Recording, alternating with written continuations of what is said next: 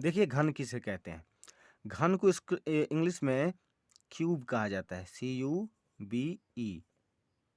Sorry, घन को हाँ, घन को क्यूब कहते हैं, स्क्वायर को वर्ग कहते हैं, ठीक है? घन को क्यूब कहते हैं। अब घन का चित्र कैसा होता है देखिए, आप लूडो ज़रूर खेले होंगे बचपन में।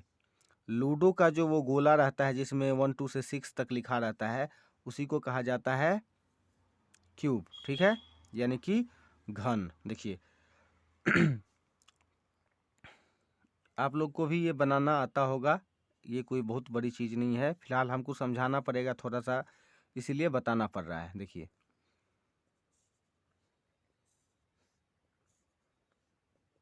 ये हो गया हमारा घन। देखिए घन में भी क्या होता है, जैसे हम लूडो खेलते हैं तो लूडो में 6 फेस होता है, यानी 6 ठो फेस होता है, जिसमें 1 2 से लेकर के 6 ठो लिखा रहता है ना। तो इसी तरह से यदि हम इसका निकालेंगे तो ये क्या हो जाता है, इसका भुजा हो जाता है। ये भुजा होकर के मान लीजिए एक फेस हो गया, नहीं तो इस तरह से क्या कितना फेस होना चाहिए, 6 ठो फेस होना चाहिए। मान लीजिए एक फेस ये हुआ, एक फेस ये वाला हुआ ऊपर से, और एक फेस ये वाला हुआ, तो 3 इधर हुआ, तो 3 इधर से भी होगा, ठीक है? तो 3 और 3 6 फेस होता है, वैसे जानते हैं 1 2 3 से लिखा रहता है लूडो में। तो इसमें 6 फेस होता है, ठीक है? और जहाँ तक की बात है भुजा, तो भुजा तो इसमें बहुत है, ठीक है? कि 1 में 4 है तो बहुत सारा हो जाएगा, ठीक है? हमको लगता है 12 ठो इसका भुजा होता है, 12 ही होता है, ठीक है? इसको इंग्लिश में एज कहते हैं, 12 एज होता है, ठीक है? यानी 12 ठो ये इस तरह से ये रेखा होता है इसमें, ठीक है? यानी 12 ठो किनारा होता है। तो इसमें हम क्या पढ़ सकते हैं, इसका क्षेत्रफल पढ़ सकते हैं, आयतन पढ़ सकते हैं, और ज़्यादा से ज़्यादा इस बीच में कभी कभी विकर्ण खिंचाता है तो उसको निकालना पड़ेगा। देखिए क्या निकालते हैं, घन का पृष्ठीय क्षेत्रफल।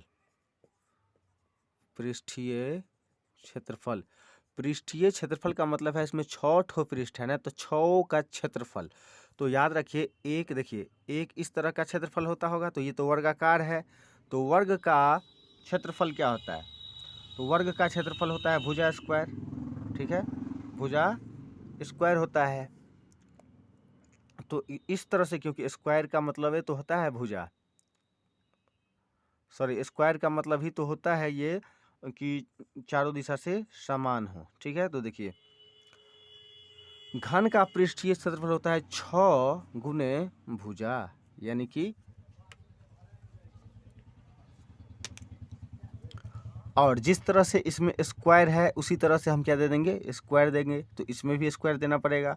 तो ये क्या हो जाएगा, 6 गुने भुजा का स्क्वायर, यानी 6a स्क्वायर। ए से हम भुजा ज्ञात करते हैं, A4 एंगल होता है, एंगल, एंगल मीन्स भुजा होता है सब, ठीक है? इस तरह से। अब जहाँ तक बात है इसका, तो सिर्फ पृष्ठीय क्षेत्रफल निकला, यानी कि ये वाला फेस 6 फेस का क्षेत्रफल निकल गया, यही निकालना होता है। जैसे मान लीजिए कि लूडो का जो है ये एक ठो हो गया, एक ठो मान लीजिए इधर से इस तरह से बना लेते हैं, इस तरह से, ठीक है? इस तरह से, तो ये इस साइड का फेस हो गया अंदर का, यानी 2 ठो फेस इसमें हुआ, तो इसी तरह से इसमें जो फेस है वो उसका क्षेत्रफल निकल गया, ठीक है? अब हम क्या निकालेंगे, इसका मान लीजिए आयतन निकालते हैं, यानी कि घन का आयतन। घन का आयतन होता है भुजा क्यूब, यानी क्यूब। देखिए ये क्यूब है ना, इसको क्यूब को हम इस तरह से भी लिखते हैं, जैसे 2 का क्यूब, 5 का क्यूब, इस तरह से लिखते हैं। तो ये क्यूब यहीं से आता है, क्योंकि इसी का ये इस तरह से लिखा जाता है, ठीक है? और स्क्वायर, स्क्वायर मतलब क्या आता है, वर्ग।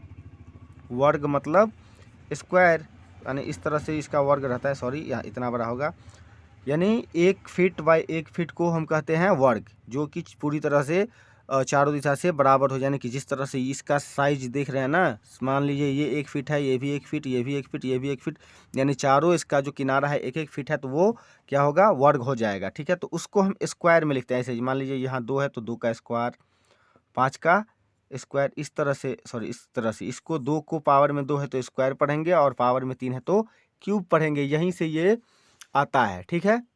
अब देखिए इसका जहाँ तक बात है आयतन निकल गया। अब हम निकालते हैं घन का विकर्ण। घन का विकर्ण भी निकालना पड़ता है कहीं कहीं। तो घन का जो विकर्ण होता है वो होता है रूट अंडर ए स्क्वायर प्लस ए स्क्वायर प्लस ए स्क्वायर। इसका मतलब हो जाता है कि 3 ठो ए स्क्वायर हो जाएगा रूट अंडर 3 ए स्क्वायर।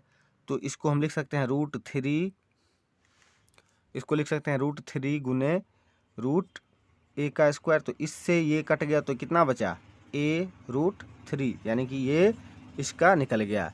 उम्मीद करता हूँ कि घन आपको समझ में बढ़िया से आ गया होगा। ठीक है।